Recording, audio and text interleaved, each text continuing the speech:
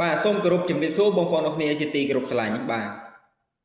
បងប្អូនអរគ្នានៅក្នុងថ្ងៃនេះខ្ញុំសូមចែករំលែកនៅចំណេះដឹងមួយទាក់ទងនឹងការបិទទីតាំងនៅលើទូរស័ព្ទដៃបាទត្រង់ចំណុចនេះគឺវាមានសារៈសំខាន់ខ្លាំងមែនទែនបាទដែលបងប្អូនយើងទាំងអស់គ្នាត្រូវដឹងបាទ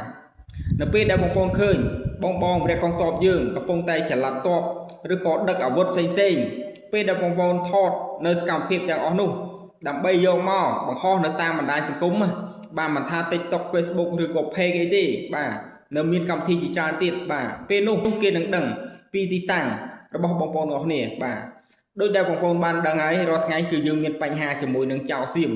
បាទរាល់ថ្ងៃគឺវាតាមដានយើងតាមរយៈរូបភាពនិងវីដេអូផ្សេងៗដែលយើងបង្ហោះនៅតាមបណ្ដាញសង្គមនេះឯងបាទចឹងទេត្រង់ចំណុចនេះបងប្អូនយើងទាំងអស់គ្នាគឺត្រូវតែដឹងទាំងអស់គ្នាបាទតាក់ទងនឹងសុវត្ថិភាពបាទបងវរៈកងទ័ពយើងបាទហើយជាពិសេសគឺបងនៅតាមបណ្ដោយព្រំដែនបាទជាពិសេសនៅតាមលានដ្ឋានផ្សេងៗណាអញ្ចឹងមុននឹងបងថតនៅសកម្មភាពផ្សេងបង្ហោះនៅតាមបណ្ដាញសង្គមសូមបងប្អូនមេត្តាពិនិត្យទូរស័ព្ទសិនថាតើបានបិទទីតាំងហើយឬនៅរាល់ថ្ងៃយើងកំពុងតែមានបញ្ហាជាមួយនឹងប្រទេសចោរសៀមហើយពួកវាតាមដានយើងតាមរយៈនេះបាទអញ្ចឹងទេមុននឹងបងប្អូនថតនៅសកម្មភាពរបស់បងទាហានឬក៏ចល័តទ័ពផ្សេងរបស់យើងណាសូមបងប្អូនពិនិត្យមើលទូរស័ព្ទសិនថាតើបានបិទទីតាំងហើយឬនៅបាទចំណុចនេះខ្ញុំនិយាយម្ដងហើយម្ដងទៀតថាវាមានសារៈសំខាន់ខ្លាំងមែនទែនបាទតើបងប្អូនអរគ្នាអញ្ចឹងកុំឲ្យខាតពេលវេលាយូរយើងទៅអនុវត្តទាំងអស់គ្នាបាទតោះបងប្អូនអរគ្នាអញ្ចឹងយើងទៅអនុវត្តរបៀបនៃការបិទទីតាំងនៅលើទូរស័ព្ទដៃទាំងអស់គ្នាបាទតែខ្ញុំសូមបញ្ជាក់ប្រាប់បងប្អូនបន្តិចទាក់ទងនឹងការបិទទីតាំងនៅលើទូរស័ព្ទដៃនេះផងណាគឺខ្ញុំសំដៅទៅលើទូរស័ព្ទប្រភេទ Android បាទដូចជាទូរស័ព្ទ Oppo Vivo Samsung Redmi បាទហើយនឹងមានម៉ាកទូរស័ព្ទជាច្រើនទៀតដែលដើរដោយប្រព័ន្ធ Android បាទតោះអញ្ចឹងយើងទៅអនុវត្តជាមួយគ្នា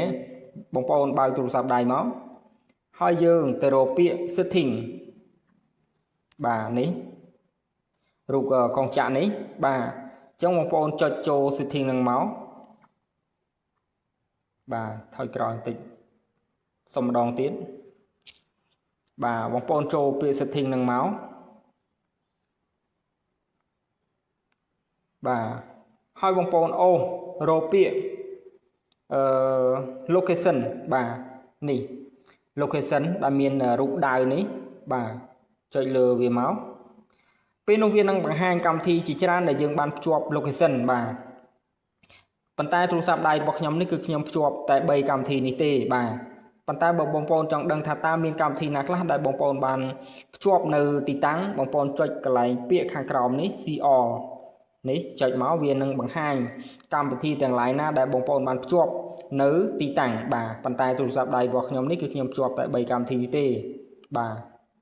អញ្ចឹងបើបងប្អូនចង់បិទកម្មវិធីណាមួយមិនឲ្យវាឃើញពីទីតាំងបងប្អូន select យកកម្មវិធីនឹងមកឧទាហរណ៍ថា TikTok នេះបាទដល់ថ្មីចូល TikTok នឹងមកពេលនោះវានឹងចេញតម្រង់បែបនេះបងប្អូនជ្រើសរើសយកពាក្យខាងក្រោមគេ download បាទ download នឹងមកបាទរាល់កម្មវិធីទាំងអស់គឺបងប្អូនធ្វើដូចគ្នាបែបនេះបើសិនជាបងប្អូនចង់បិទមិនឲ្យវាឃើញទីតាំងបាទប៉ុណ្ណឹងមកគឺចប់ហើយបាទអញ្ចឹងវាបានបិទទីតាំងនៃកម្មវិធីនេះហើយដូចជាកម្មវិធីកាមេរ៉ាសំខាន់កាមេរ៉ាបាទបងប្អូនមានកាមេរ៉ាបងប្អូនចុចលើកាមេរ៉ាមកហើយធ្វើដូចគ្នាបែបហ្នឹងហើយយកពាក្យខាងក្រោមហ្នឹង download ហ្នឹងបងប្អូនបាទហើយយើងចេញមកប៉ុន្តែបើសិនជាបងប្អូនបាទចង់បិទទីតាំងរាល់កម្មវិធីទាំងអស់ដែលមាននៅលើទូរស័ព្ទដៃរបស់បងប្អូនណានេះបងប្អូនកលេចមកលើខាងលើនេះពាក្យ news location បាទយើងចុចបិទបែបនេះបានន័យថារាល់កម្មវិធីដែលមាននៅក្នុងទូរស័ព្ទដៃរបស់បងប្អូនគឺបានបិទទាំងអស់បាទយើងបិទបែបហ្នឹងបងប្អូនឃើញទេរាល់កម្មវិធីទាំងអស់គឺវាបាត់ហើយអញ្ចឹងបងប្អូនថយក្រោយមកទៀតពាក្យ location នេះនឹងមានពាក្យ out បាទ out បានន័យថាបិទអញ្ចឹងរាល់កម្មវិធីនៅក្នុងទូរស័ព្ទដៃរបស់បងប្អូនគឺបានបិទទាំងអស់បាទងាយស្រួលទេបងប្អូនបាទអញ្ចឹងទៅអនុវត្តទាំងអស់គ្នាទៅដើម្បីសុវត្ថិភាព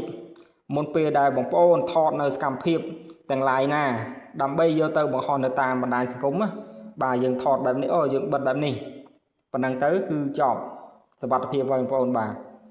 ចឹងខ្ញុំមានតែប៉ុណ្្នឹងទេបើសិនជាវីដេអូនេះមានប្រយោជន៍សូមបងប្អូនជួយចុច follow ម្នាក់មួយផងបាទសូមអរគុណ